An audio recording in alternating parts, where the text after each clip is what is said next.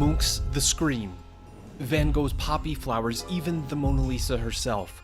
They're part of a collection of masterpieces with one thing in common. They've all been stolen in precise, daring, and occasionally even exquisitely planned heists involving everything from contortionists to speedboats.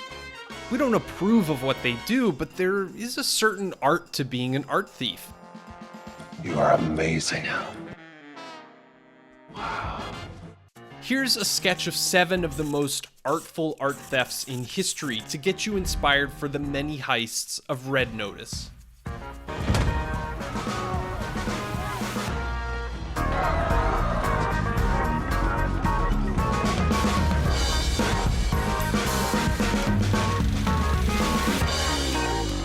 If there's a lesson from what happened in Stockholm in 2000, it's that sometimes movie heists aren't that exaggerated. Okay, maybe they are a little, but like art heists can be bold. In late December of that year at around 5 p.m., 3 gunmen stormed the city's still open National Museum. As if it were all some Swedish version of Die Hard, one held security and visitors at gunpoint on the ground floor while the others raced to grab the art, picking up 2 Renoirs and this Rembrandt worth at least $46 million. But the thieves saved their greatest flourish for their getaway. They detonated 2 car bombs outside the museum, blocking access to the peninsula it sat on, all while making their escape in frickin' speedboats. Even their eventual capture was dramatic. It took 5 years, but a founding member of the FBI's art crime team, posing as a crooked art dealer, finally nabbed the thieves in Denmark. You don't look like a profiler. Yeah, I get that a lot. And you thought FBI art crime agents were just in the movies. But also, as in art, some heists are best when subtle rather than provocative. Witness what went down, literally, in Paraguay's capital of Asuncion in 2002, during the most valuable exhibition in the history of the country's National Fine Arts Museum. Clearly masterful thieves using fake names. She's the bishop. No shit. Rented a nearby storefront and from it tunneled 80 feet over and 10 feet down to get below the museum. After 2 months of digging, they breached the building, undetected, and made off with millions in paintings. Nothing has ever been recovered, so maybe there's a benefit to the subtle approach. The Dada master Marcel Duchamp was known for crafting alter egos, and disguise is certainly a brush in the art thief's kit, as was seen in Boston in 1990, in what is still the largest heist in history. On the night of March 18th, with rowdy St. Patrick's Day parties raging outside, 2 young guards buzzed what appeared to be 2 conspicuously mustachioed police officers into the Isabella Stewart Gardner Museum, known in the Boston underworld as a juicy target with lax security. Once inside, the men tied up the guards and then plundered the museum of some $500 million worth of art. $500 million.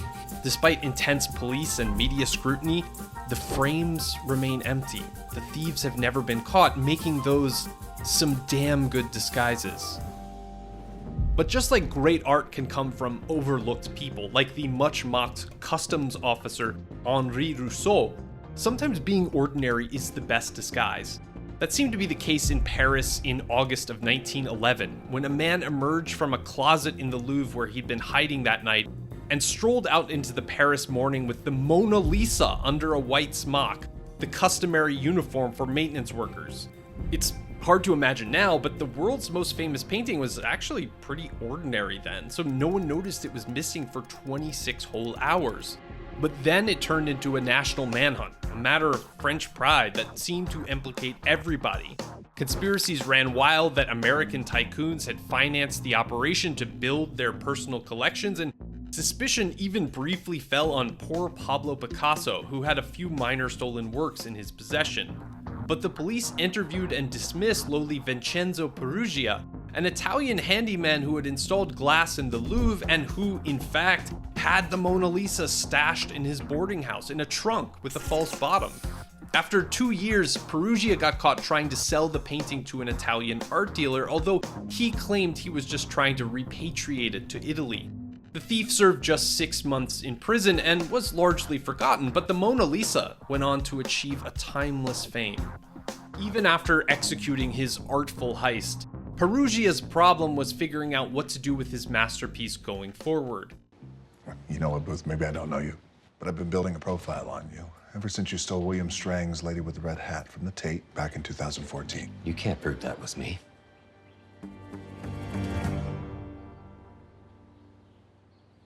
I got that on Etsy. And that pops up again and again in tales of art heists, but especially in Athens, Greece in 2012, where a 49-year-old construction worker and self-proclaimed art freak studied the guards and cameras in the National Gallery for a whole 6 months. Then one night in January, he climbed onto a balcony and repeatedly tripped a small alarm on an unlocked door there, causing the annoyed guard to disable the others. The thief took off with a Picasso and a Mondrian, but what to do with them? Stolen known works of art are almost impossible to sell. They are radioactive. So in response to police sniffing around, the thief just continued moving his paintings, first to a warehouse, then finally to this ravine under a bush. 40 kilometers south of Athens, that's where police found them when the thief confessed under questioning. So it might not be so weird after all to find a bunch of stolen artwork in the jungle. But for some thieves, it's not just the heist that's elevated to an art form, it's the taunting. It's so nice to finally meet you, Mr. Booth. Such a thrill to be face to face with the second best art thief in the world. That was certainly true of the ringleader of the team who hit Oslo's National Gallery in 1994. On the opening day of the Lillehammer Olympics, 2 men climbed a ladder, broke a window, cut some wires, and took Edvard Munch's The Scream, all in 50 seconds. But they couldn't help but leave a note. 1,000 thanks for the bad security. That's because it was all the master plan of Paul Enger, a brash former footballer with a passion for stealing Munch paintings. He'd already stolen Vampire in 1988. Enger just couldn't help himself. He aroused police suspicion when he took out an ad in the paper announcing that his son had been born with a scream. With the help of international law enforcement, Enger was eventually sentenced to 6 years in prison. It's nice to meet a fan. But it's unclear whether he's any less outspoken. A Facebook page belonging to a Paul Enger art still openly posts photos of the heist. But other artists of crime gained the respect of their audience via their quiet craftsmanship. It happened in Jerusalem in 1983 in what would go down as the costliest art heist in Israel's history. Housed at the L.A. Meyer Memorial Museum of Islamic Art, the targets were a collection of priceless timepieces that included Marie Antoinette's watch, the so-called Mona Lisa of the clock world. One night in April, a thief named Diller used a hydraulic jack to bend the bars on the museum's fence and then slithered in through a tiny window 10 feet up. A strategically parked truck blocked the view. He brought an air mattress to cushion his fall, listening devices to monitor the guards, even a bag of sandwiches. Sorry, big man, but there's no food or drink in the museum. Thank you. So many clocks were taken that the police thought it was a multi-man job, and for 25 years the case went unsolved until the thief's widow tried to sell back some of his collection. What were the investigators' reactions to the news that the man they sought so long was dead? They called the thief legendary. They were actually disappointed they would never get to meet him. So who says an art thief can't inspire? You might have heard Picasso's famous quote, "Art is theft." We're not going to go so far as saying that theft is art, but some have made it look artful, both in real life and the streaming screen. See a couple of master thieves demonstrate the art of the heist with the police in hot pursuit in Red Notice, coming November 12th.